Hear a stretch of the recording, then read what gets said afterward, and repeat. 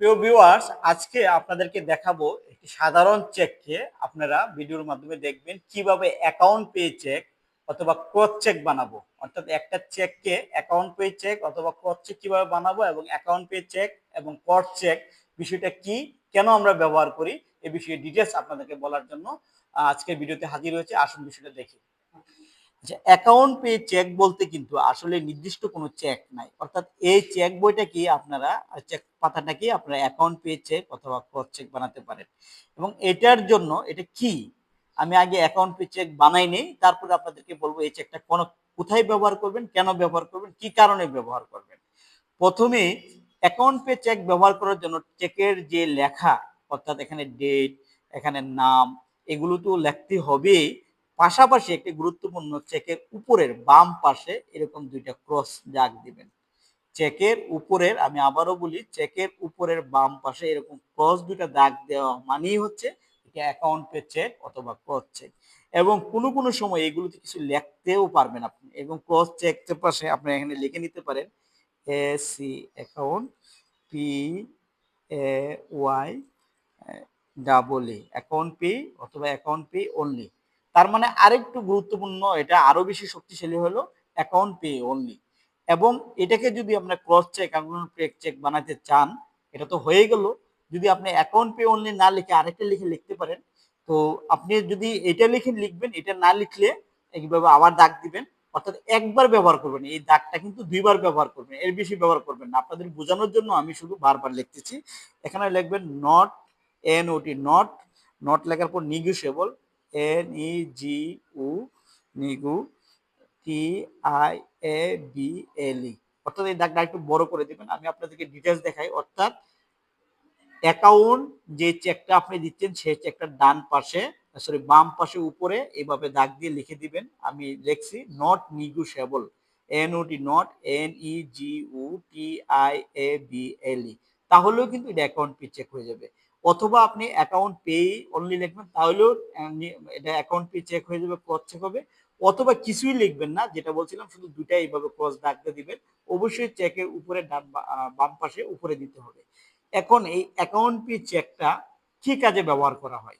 Account pay চেকটি হয় কোনো ব্যক্তি বা কোনো প্রতিষ্ঠান অন্য কোনো ব্যক্তি বা প্রতিষ্ঠানকে টাকা দিবে, কিন্তু সেই টাকাটা সরাসরি আপনার সে ক্যাশে উড়াইতে পারবেন না, ওই ব্যক্তির অ্যাকাউন্টে যাবে অথবা ওই প্রতিষ্ঠানের অ্যাকাউন্টে যাবে। অর্থাৎ এইটা হচ্ছে যে আপনি একটি ডকুমেন্ট রাখলেন, আপনার ব্যাংক অ্যাকাউন্ট থেকে টাকাটা কেটে যাবে, আপনার ব্যাংকে অবশ্যই টাকা লাগবে, ওই পরিমাণ সমপরিমাণ টাকা বা তার চেয়ে একটু বেশি টাকা আপনার অ্যাকাউন্টে জমা থাকতে হবে। এবং যে ব্যক্তিকে টাকাটা দিবেন অথবা যে প্রতিষ্ঠানকে টাকাটা দিবেন, ওই পরিমাণ টাকা অথবা নাম এখানে উল্লেখ করে দিবেন এবং ডেট উল্লেখ করে দিবেন।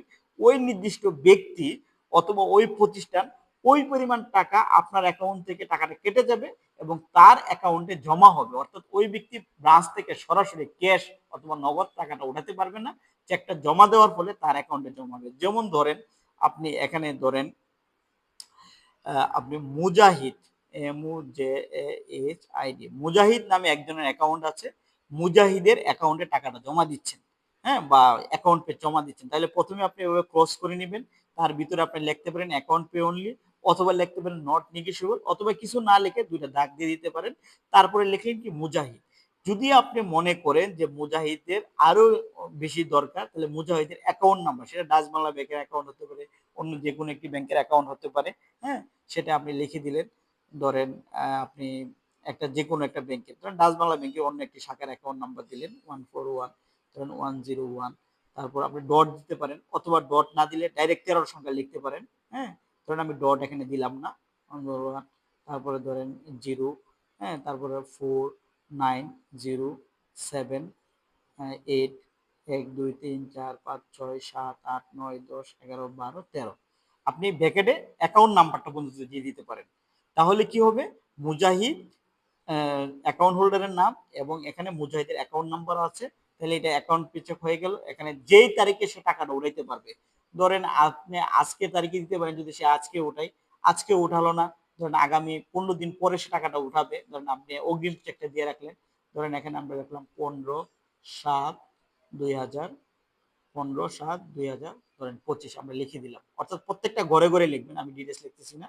হ্যাঁ, আমি হয়তো এখানে লিখবেন 1, এখানে লিখবেন 5, এখানে লিখবেন 0, এখানে লিখবেন 7, এখানে লিখবেন 2, এখানে লিখবেন 0, এখানে লিখবেন 2, এখানে লিখবেন 25। তার মানে কি 15/7/2025 তারিখে আমার এটা কাটাকাটি হয়েছে, আপনাকে বোঝানোর জন্য আমি জাস্ট লিখছি।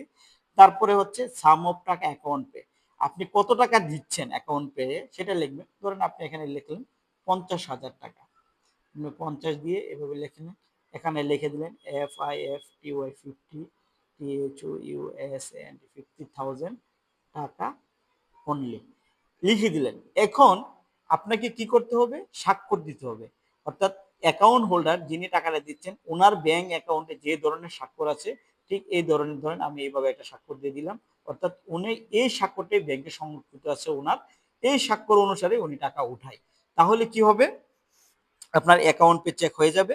তবে অ্যাকাউন্ট পে চেকের মধ্যে যেই বিষয়গুলো গুরুত্বপূর্ণ সেটা হচ্ছে আপনাকে যাকে টাকা দিচ্ছেন তার সঠিক নামটা এখানে লিখতে হবে, অর্থাৎ তার অ্যাকাউন্টে কি পরিমাণ মানে কিভাবে নামটা লেখা আছে, প্রতিষ্ঠান হলে প্রতিষ্ঠানে কিভাবে লেখা আছে তার নামটা এখানে ক্লিয়ার করে লিখতে হবে এবং ওইভাবেই লিখতে হবে, না হলে কিন্তু চেক ক্লিয়ারিং হবে না, চেক আটকে যাবে।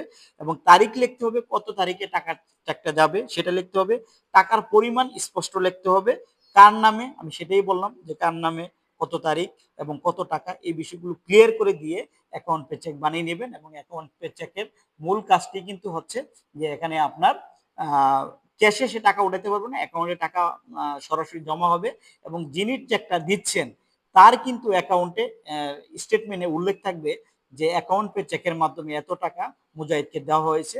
এখানে তার একটা স্ট্রং ডকুমেন্ট থাকবে যিনি টাকাটা দিচ্ছেন এবং যিনি টাকাটা নিচ্ছেন। এই জন্য বড় ধরনের টাকা ব্যবসা বাণিজ্য কিংবা কোনো চুক্তি কারোর সাথে করলে এই ধরনের অ্যাকাউন্ট পে চেক অথবা ক্রস চেকের মাধ্যমে টাকা দেওয়া হয়। ধন্যবাদ সবাইকে, আসসালামু আলাইকুম।